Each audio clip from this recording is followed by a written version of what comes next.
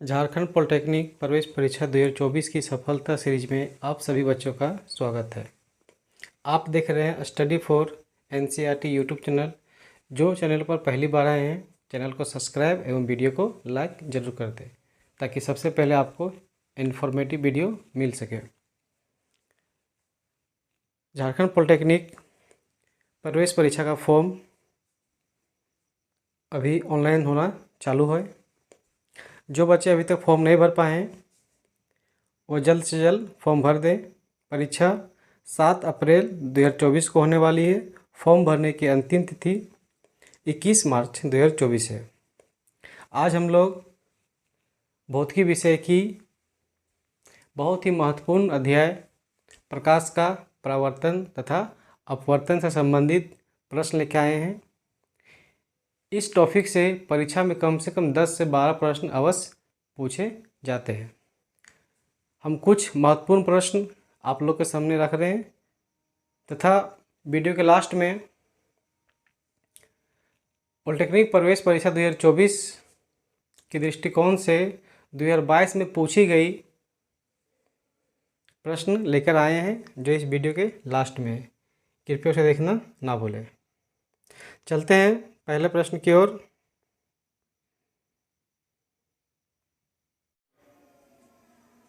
पहला प्रश्न है, निम्न में से कौन सा पदार्थ लेंस बनाने के लिए प्रयुक्त नहीं किया जा सकता? जल लेंस के भांति काम करता है। कांच से भी लेंस बना सकते हैं, प्लास्टिक से भी लेंस बना सकते हैं, परंतु मिट्टी में प्रकाश एक ओर से दूसरी ओर प्रवेश नहीं कर पाती है, जिस कारण से मिट्टी से लेंस नहीं बना सकते हैं। सही उत्तर ऑप्शन डी, मिट्टी। अगला प्रश्न है, साइड मिरर के रूप में प्रयुक्त होता है। गाड़ियों में पीछे देखने के लिए जो दर्पण लगा होता है वह उत्तल दर्पण होता है, क्योंकि उत्तल दर्पण वस्तु का छोटा और सीधा प्रतिबिंब बनाता है, जिस कारण से गाड़ियों में इसका इस्तेमाल किया जाता है। तो सही उत्तर है ऑप्शन बी। चलते हैं अगले प्रश्न की ओर। सरल सूक्ष्मदर्शी में किसका उपयोग होता है? तो सरल सूक्ष्मदर्शी में उत्तल लेंस का उपयोग होता है। सही उत्तर है ऑप्शन डी, उत्तल लेंस। अगला प्रश्न है, दाढ़ी बनाने में कौन सा दर्पण प्रयुक्त होता है? तो दाढ़ी बनाने के लिए सबसे उपयुक्त दर्पण है अवतल दर्पण, क्योंकि ये वस्तु का बड़ा प्रतिबिंब बनाता है, और जब हम इस दर्पण के समीप बैठेंगे तो मेरा बड़ा प्रतिबिंब बनाता है, जिससे चेहरा स्पष्ट दिखाई पड़ता है। इसीलिए दाढ़ी बनाने के लिए सबसे उपयुक्त दर्पण अवतल दर्पण है। तो सही उत्तर है ऑप्शन सी। अगला प्रश्न है, एक उत्तल लेंस की क्षमता 1 डायोप्टर है, तो उस लेंस की फोकस दूरी है। तो फोकस दूरी क्या होता है? तो P बराबर होता है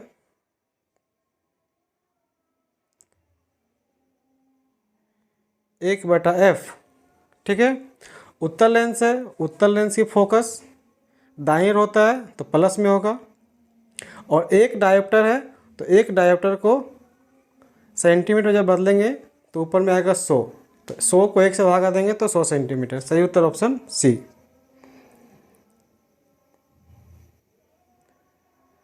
अगला प्रश्न है,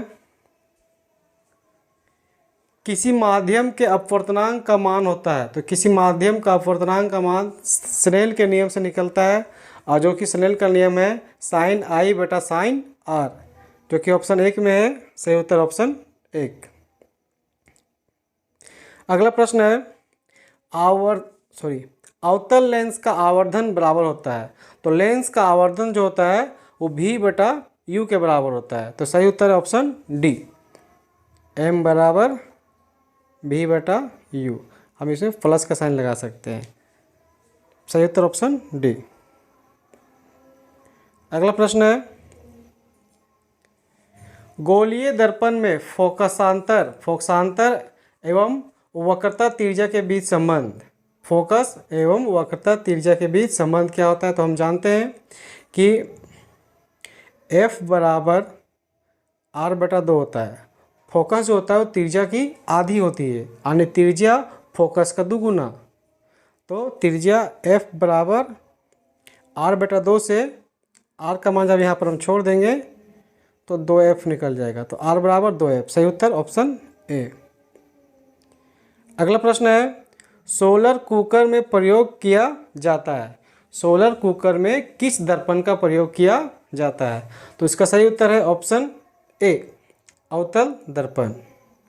अवतल दर्पण का प्रयोग इसलिए किया जाता है क्योंकि अवतल दर्पण प्रकाश की किरणों को एक जगह एकत्रित करता है, जिस कारण से वहाँ का ताप बढ़ जाता है और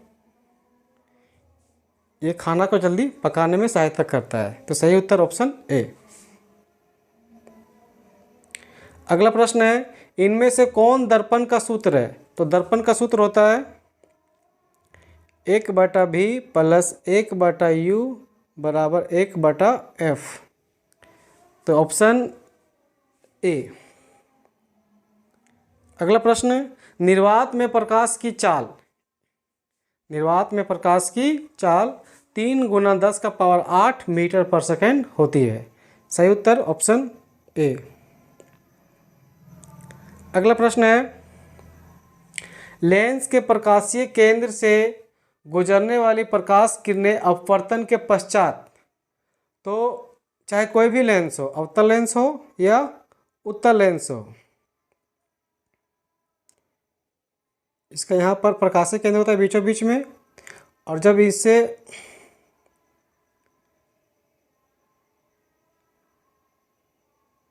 प्रकाशीय केंद्र से कोई प्रकाश की किरण पास होती है तो बिना मुड़े सीधे जाती है।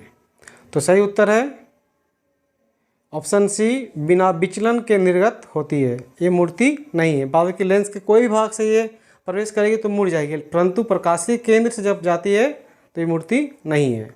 सही उत्तर है ऑप्शन सी। अगला प्रश्न है, प्रकाश का वेग न्यूनतम होता है। प्रकाश का वेग किस माध्यम में सबसे कम होता है? तो जिस माध्यम का घनत्व ज़्यादा होता है प्रकाश का वेग उसमें कम होता है। तो निर्वात का जो माध्यम का घनत्व सबसे कम है, उससे ज़्यादा है वायु का, उससे ज़्यादा है जल का, परंतु कांच का जो अपवर्तनांक है वो सबसे अधिक है। तो जिस कारण से प्रकाश का वेग कांच में कम हो जाएगा। तो सही उत्तर ऑप्शन डी।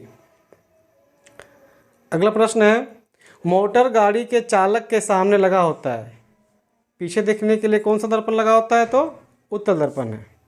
सही उत्तर ऑप्शन बी। अगला प्रश्न है, मोटर कार के हेडलाइट में किसका प्रयोग होता है? तो मोटर कार के जो हेडलाइट होता है उस हेडलाइट में अवतल दर्पण का प्रयोग किया जाता है। यहाँ ध्यान देने योग्य बात है कि हेडलाइट जहाँ से गाड़ी का लाइट जलता है उस भाग में और पास दर्पण में अंतर, यहाँ पीछे देखने के लिए, तो पीछे देखने के लिए उत्तल दर्पण और हेडलाइट में अवतल दर्पण। अगला प्रश्न है, लेंस की क्षमता का एसआई मात्रक होता है। लेंस की क्षमता का एसआई मात्रक डायोप्टर होता है। सही उत्तर ऑप्शन ए। अगला प्रश्न है,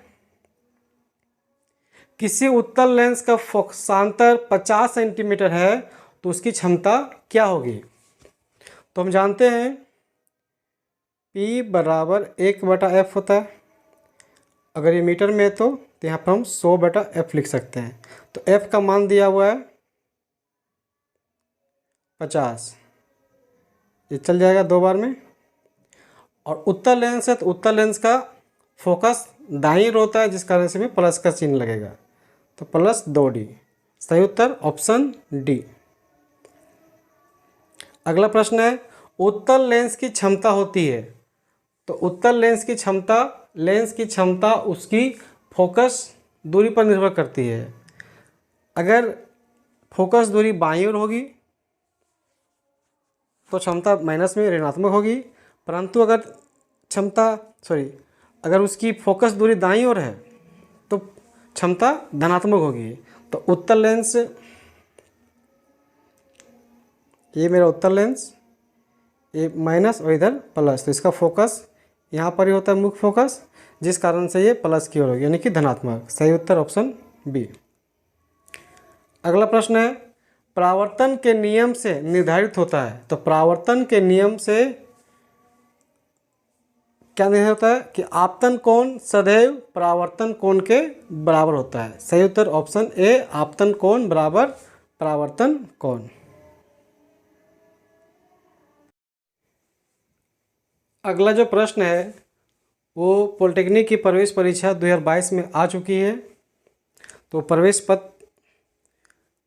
परीक्षा का पत्र का ये प्रश्न है। तो ध्यानपूर्वक देखेंगे कि परीक्षा में किस पैटर्न पर और किस तरह का प्रश्न पूछता है। तो इसमें पूछा गया है कि लेंस बनाने में से कौन सा पदार्थ का उपयोग नहीं किया जाता। इसकी चर्चा हम लोग पहले कर चुके हैं कि क्ले मतलब होता है मिट्टी का उपयोग लेंस बनाने के लिए नहीं कर सकते हैं। तो सही उत्तर है ऑप्शन डी।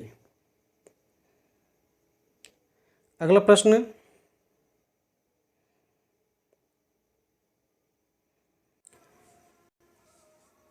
ये जो प्रश्न है कह रहा है डिक्शनरी पढ़ने के लिए आप इनमें से किस लेंस का प्रयोग करेंगे।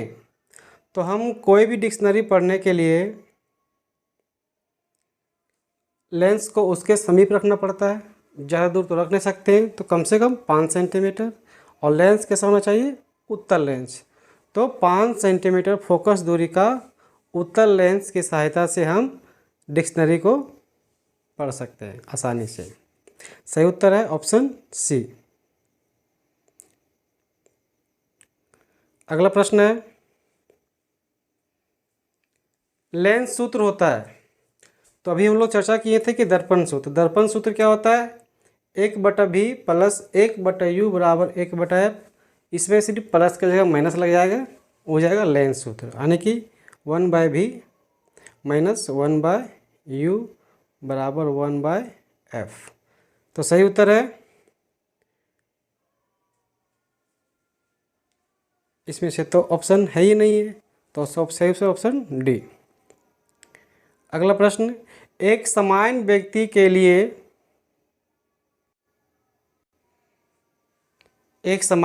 के लिए स्पष्ट दृष्टि की न्यूनतम दूरी होती है। तो हम 25 सेंटीमीटर के सामने अगर कोई वस्तु को रखे हैं तो उसे हम स्पष्ट देख सकते हैं। तो सही उत्तर है ऑप्शन सी, 25 सेंटीमीटर। अगला प्रश्न है किसी वस्तु का प्रतिबिंब मानव आँख पर बनता है। तो मानव आँख के किस भाग पर किसी वस्तु का प्रतिबिंब बनता है। तो हम जानते हैं कि रेटिना ही वह भाग है जिस भाग पर प्रतिबिंब बनता है। तो सही उत्तर ऑप्शन डी। अगला प्रश्न है गाड़ी में लगा दर्पण आवर्धन उत्पन्न करता है। तो हम जानते हैं कि गाड़ी में कौन सा दर्पण लगा होता है, उत्तल दर्पण। और उत्तल दर्पण क्या करता है, वस्तु का प्रतिबिंब छोटा बनाता है। तो छोटा बनाने के लिए 1 से कम। तो सही उत्तर है ऑप्शन ए। अगला प्रश्न है यदि आपका प्रतिबिंब दर्पण में सीधा बनता है तो दर्पण होगा। कौन सा दर्पण ऐसा है जिसमें वस्तु का प्रतिबिंब सीधा बनता है। तो समतल दर्पण बनता है और साथ ही उत्तल दर्पण में भी बनता है। तो सही उत्तर है ऑप्शन डी, समतल या उत्तल। अगला भाग है आँख का कौन सा भाग मृत्यु के बाद दान में दिया जाता है। तो मृत्यु के बाद आँख का कॉर्निया दान में दिया जाता है। सही उत्तर है ऑप्शन ए। अगला प्रश्न है रेटिना पर बना प्रतिबिंब होता है। तो हमारी आँख के रेटिना पर जो प्रतिबिंब बनता है वह वास्तविक व उल्टा होता है, परंतु हमें दिखाई पड़ता है सीधा, क्योंकि हम शुरुआत से ही इसको सामंजस्य स्थापित कर लिए सीधे देखने के लिए। लेकिन प्रतिबिंब वास्तविक बनता है और उल्टा बनता है। तो सही उत्तर है ऑप्शन ए। अगला प्रश्न है इनमें से कौन दर्पण सूत्र है। तो दर्पण सूत्र 1/v प्लस 1/u बराबर 1/f। ये सारा प्रश्न जो भी हम लोग चर्चा कर रहे हैं ये पॉलिटेक्निक की प्रवेश परीक्षा 2022 में आ चुकी है। अगला प्रश्न है किसी लेंस की क्षमता का सूत्र। लेंस की क्षमता किसमें नापते हैं, डायोप्टर में। अगला प्रश्न है, स्नेल नियम के अनुसार स्नेल नियम क्या कहता है? साइन आई बटा साइन आर, ऑप्शन ए। अगला प्रश्न है, किसी दर्पण के मुख्य फोकस और ध्रुव के बीच की दूरी को कहते हैं। तो चलिए कोई दर्पण लेते हैं,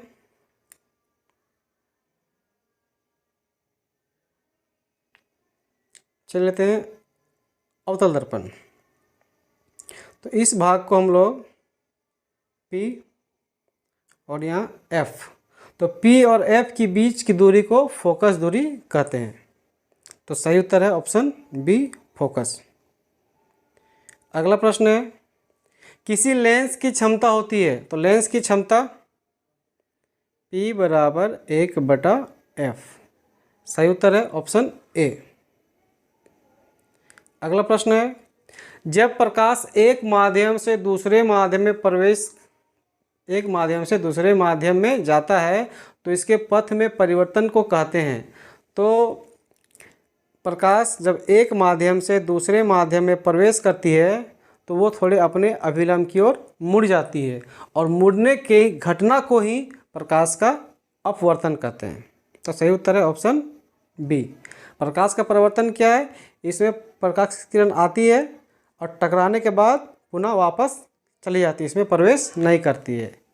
तो जिसमें प्रवेश नहीं करती है वो परावर्तन है, और जिसमें प्रवेश करती है वो अपवर्तन है। तो सही उत्तर ऑप्शन बी। अगला प्रश्न है, ये विद्युत धारा का प्रश्न है। अभी हम लोग प्रकाश पढ़ रहे हैं, तो देख लेते हैं। विद्युत धारा का मात्रक है, तो विद्युत धारा का मात्रक क्या होता है? एम्पियर। अगला प्रश्न और अंतिम प्रश्न है, प्रिज्म में कितने सतह बंद है? तो प्रिज्म में 4 सतह बंद होते हैं। तो सही उत्तर है ऑप्शन बी।